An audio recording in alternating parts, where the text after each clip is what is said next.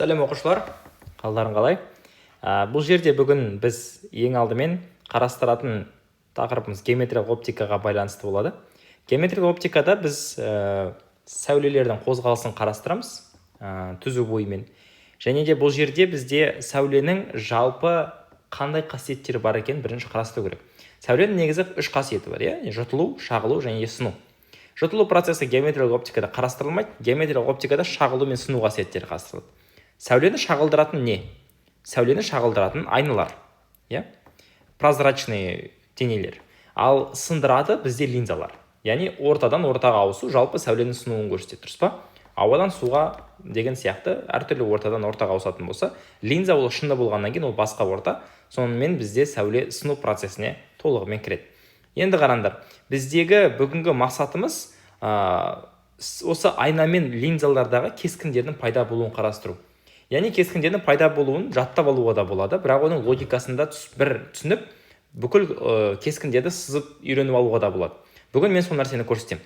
Қараңдар, кескінді жалпы алу үшін бізге мына нәрсені түсіну керек. Бізде әр линзада немесе әр айнада бізде денені 5 түрлі позицияға қояды, бізде 5 түрлі кейс болады. Мысалы қараңдар, айнада біз жазық айнаны қарастырмаймыз мүлдем. Ол бізге керек емес. Неге? Себебі жазық айнада барлығы ровный, барлығы идеальный болады. Мысалы сендер 5 метрге артқа қарай кетсіңдер, сендердің жаңағы кескіндерің де 5 метрге артқа қарай кетеді.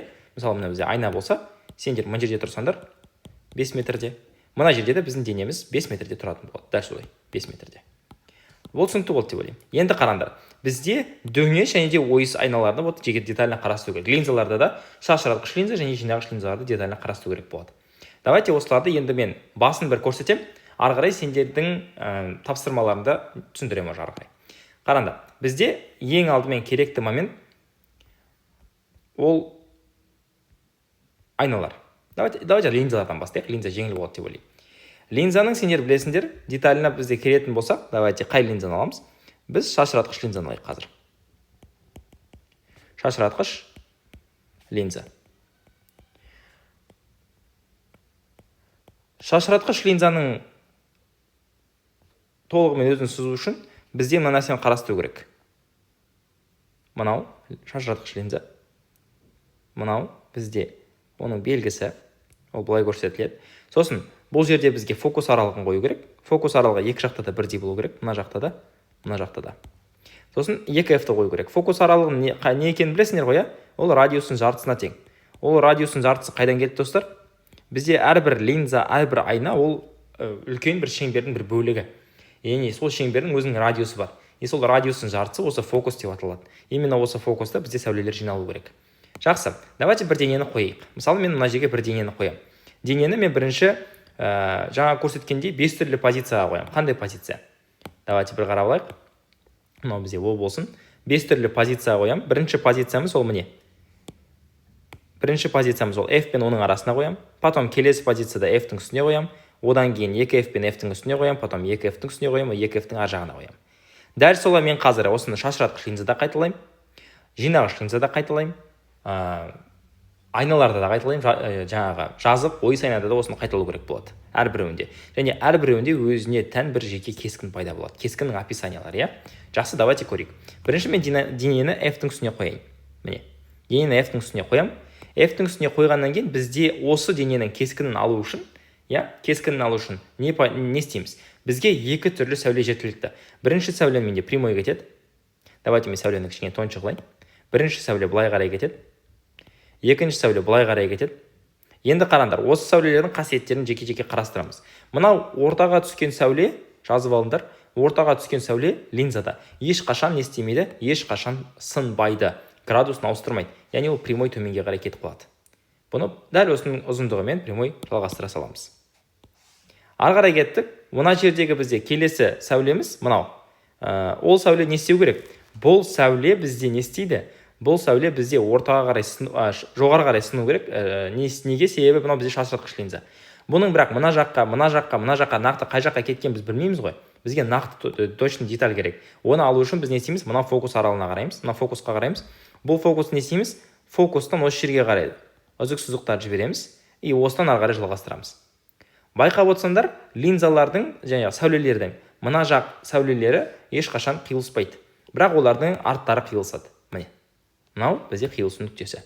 Осы қиылысу нүктесінде бізде не пайда болады? Кескін пайда болады екен. Мынау жасыл түсті, ол бізде кескін. Көк түсті ол бізде дене. Нәрсе немесе, дене нәрсе деп атауы мүмкін оны. Енді қараңдар. Жақсы. Бұл жердегі келесі біздің жасау керек дүниеміз. Ол қандай? Бізге осы дененің кескіннің сипаттамаларын жазу керек. Біріншіден, көріп тұрғандарындай біздің кескініміз кішірейтілген.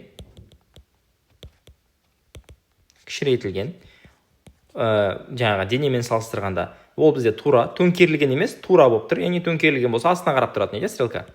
Тура болады, немесе төңкерілмеген деп жазсаңдар да болады. Үшіншісі ол бізде қараңдар. Біздің денеміз линзаның мына жағында пайда болған жоқ. Біздің кескініміз қай жақта пайда болды? Дене жақта пайда болды. Енді қараңдар, жаттап алыңдар. Егер де кескін дене жақта пайда болатын болса, онда біздің денеміз не істейді? Кескініміз дене жақта пайда болса, онда біздің кескініміз бізде жалған болады екен. Жалған мен шынды осылай ажыратады линзаларда. Түсінікті болды ғой, Дәл осы логика бойынша денені F-қа қойған кезде, 2F-тің арасына F, 2F-тің үстіне, 2F-тің ар жағына қойған кезде осындай кескіндер пайда болады. Жалпы шашыратқыш линзада мынау описаниялар өзгермейді. Шашыратқыш линзада барлық жерде дәл осындай болады. Енді жинағыш линзаны көрсетейік. Жинағыш линза.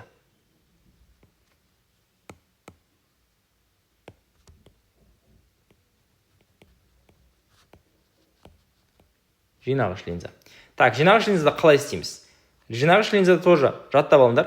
Егер де ұмытып қалған болсаңдар, ұбт-да осыны еске алып, сразу істеп тастауға болады. Сразу аласыңдар да бас оптикалық ось салып тастайсыңдар, жинағыш осьті қоясыңдар. Мысалы, F пен F-ті қойып тастайсыңдар екі жаққа бірдей қылып. Енді клетка адаптер бола ма ол жерде жоқ па білмеймін, бірақ енді ровно сызуға тырысасыңдар ғой. Міне F, міне F, мына жақта 2F салып тастауға болады. 2F-ті не обязательно по идее салу, бірақ мен үйреніп қалғаннан кейін салып отырмын. Бұл жерге тағы да денені F пен оның арасына қойық. Мына біз дене. Осыдан бөлек бізге линза керек болады. Дененің кескінін табу керек болады. Дененің кескінін табу үшін тағы да екі сәуле жіберем.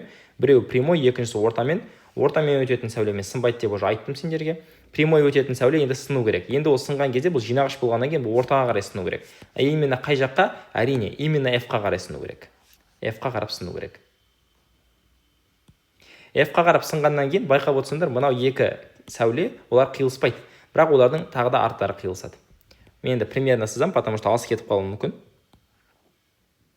Примерно былай қоса салайын, Но егер де ары қарай жіберетін болсақ, біздің денеміздің қиылысу нүктесі осы жерде болады. Сонда біздің қиылысу нүктемізде кескін міне, дене міне тұр. Енді кескініміз қандай болды? Кескініміз бізде қандай болды? Біріншіден, кескініміз бізде үлкейтілген. Денеден қарағанда тура және де жалған болады, Тағы да линзаның артында пайда болды. Все. Енді осы логика бойынша біз жинағыш және де шашыратқыш линзалармен жұмыс жасап, олардың жаңағы кескіндері қандай екенін таба алады екенбіз. Бүгінгі инсайттарды дәптерлеріңе жазып алыңдар, өздеріңе жаңа бірдеңе осы түртіп алыңдар, ұбт-да осы методты да қолдансаңдар болады, егер де ұмытып қалсаңдар. Болды.